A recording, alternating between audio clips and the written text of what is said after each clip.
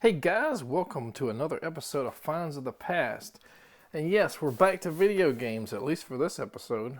And I'm sure we'll have one or two more episodes, maybe a little bit more, about video games and video game accessories and stuff. And I'm sure we'll have some more like guitar related stuff as well. But to be honest, Finds of the Past are Finds of the Past. They're not something like that we're going to have like unlimited, content about, because once you get all your finds, that's it.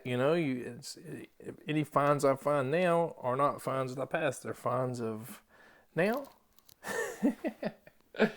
Anyway, and this is strange because I usually would not consider like new stuff to be like a great find.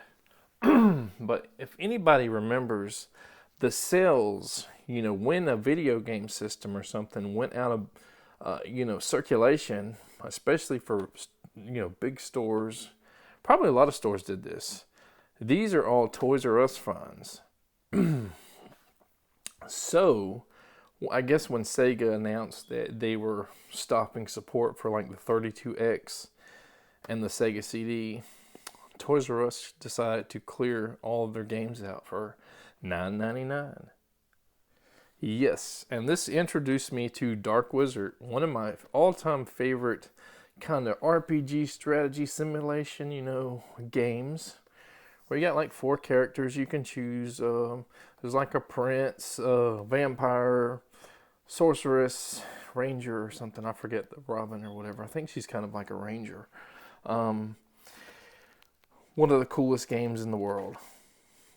Yeah, not everybody's going to agree to that, and once you play this and get kind of over the animated fighting stuff on it, where you got this thing that takes kind of a while to load, the animated screens, you end up turning that off and just, fighting in the battlefield here, or at least that's how I did it.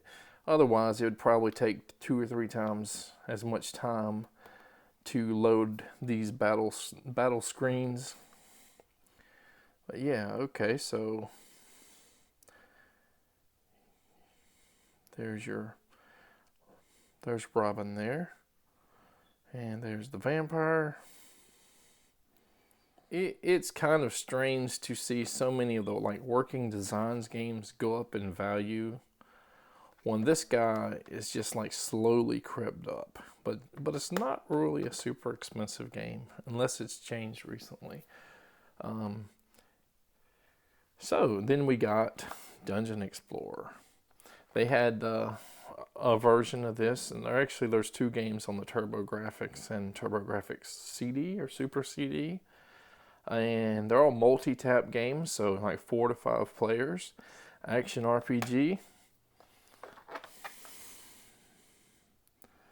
So this was kind of a fun little game, kind of like, a lot of people probably haven't played this, but if you like kind of Gauntlet and you add like more RPG elements to it, it had to been at least inspired by Gauntlet. So when the sale hit, we did not have a lot of money, and if we had like $200-300 to spend, I could have got like,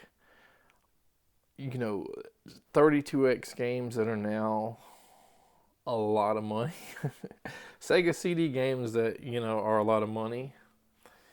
I highly doubt they had like Lunar 2 Eternal Blue. I think that might have been just a mail order only game, although Silver Star should have been on store shelves.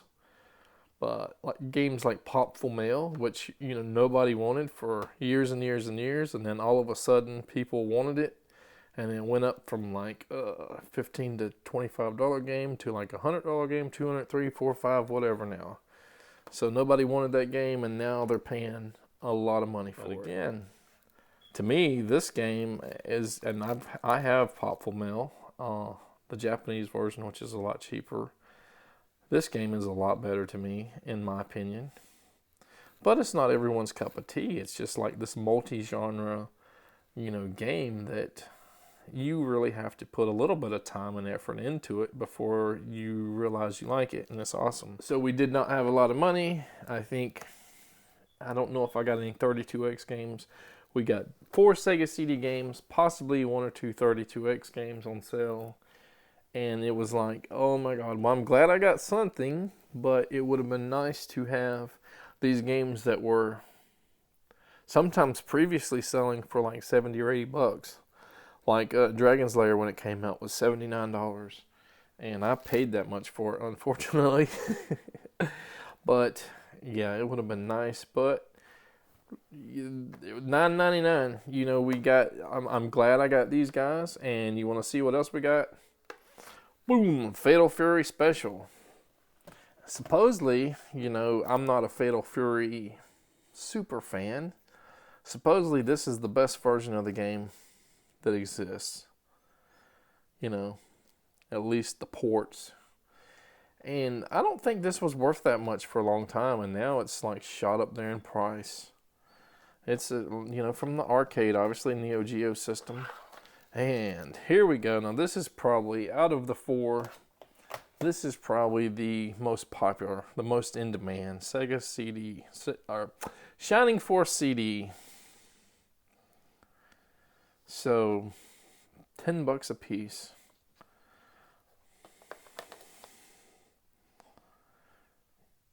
And people have liked Shining Force since probably the Sega Genesis, and I think there's some Game Gear versions or whatever too. The Game Gear versions might have been what this was sort of based on. I can't remember. I think there are 2 different games on this one. I played through one of them back in the day, but unlike Popful Mail, people liked this series when it was commercially available. They didn't just like it, you know, 10, 15 years later. So, Fatal Fury Special. Screenshots in the back and stuff. Now, I'm not sure if they would have had Snatcher. I wouldn't have probably known about Snatcher at the time. I know Snatcher was like a later release, and I got Snatcher much, much later. One, the price was going up, but not quite as insane as it's going for now. I got Snatcher, I think, for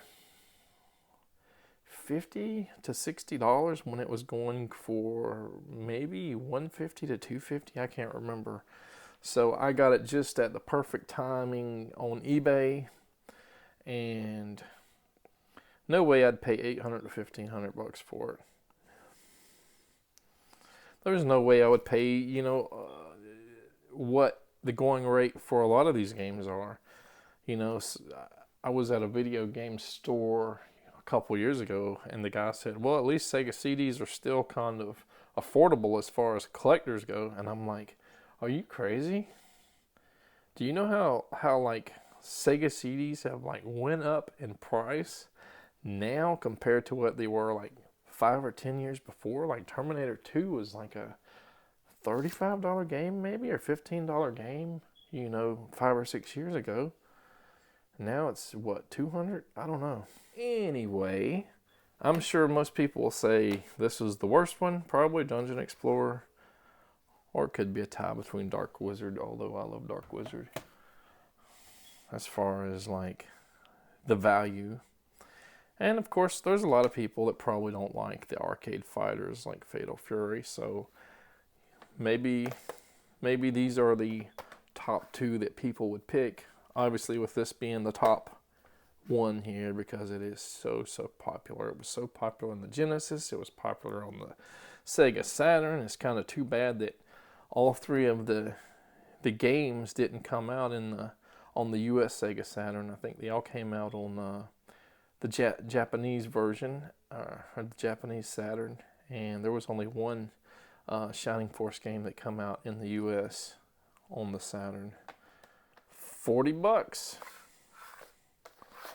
and I would imagine even that's probably worth more than all these, what I paid for all these guys combined. But you can pick pretty much any game here, and it's worth more than what I paid for it. Instead of asking what's the better deal, anybody here think that any of these other games are better than Shining Force? Anybody like them better than Shining Force? Possibly. You never know. All right. Take care, guys.